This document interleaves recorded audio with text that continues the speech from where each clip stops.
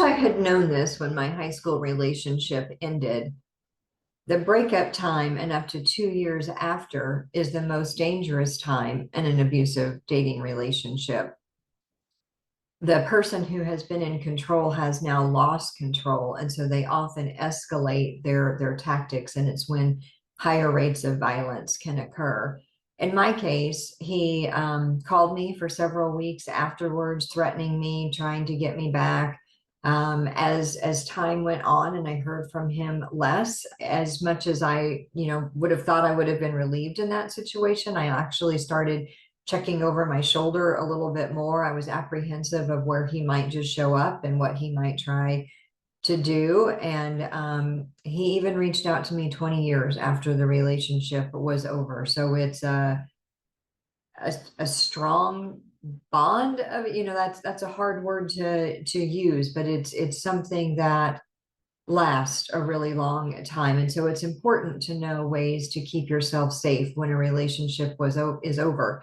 In my case, it took me a while to decide that I was ready to leave this relationship. And so once you're aware of things that are going on, and you're, considering, is this right for you or not? There's some things that you can do. Create a safety plan for yourself and think through like how you can avoid being alone with this other person so that, nothing can happen to you that could escalate. Think about rooms that you should avoid being in. Like a kitchen's not a good idea because there's knives and those can become weapons. If there's a gun in the house, make sure that you're staying away from that room or that house.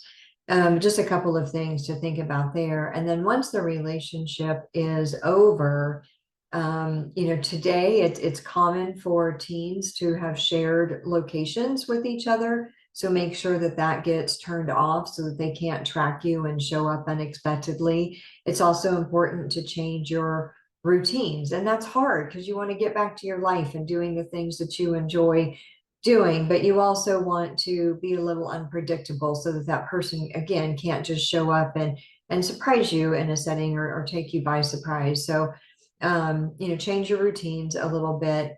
Social media, you're probably friends on all of your social media platforms. It's a good idea to block that person so that they can't see the things that you're posting and they can't harass you over anything or just make comments on your social media there. Install cameras, that's hard too, but it's important to be able to see who's around and what they're doing. I broke up with somebody several years ago who had been emotionally harmful, and he would surprise me by leaving small gifts on my doorstep for several months afterwards. And I would open the door and find it. And it always, kind of caught me off guard that he had been that close to me. It made me uncomfortable. So installing cameras can be helpful.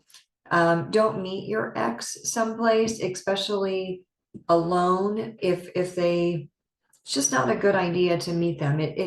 You might want to help them. You might want to feel like you owe them one more conversation, but you really don't. They're just using a tactic to get you alone. And there's so many reports of people being hurt, injured, killed in those situations. So, just avoid it at all cost, and just try to stay away from them the best that you can.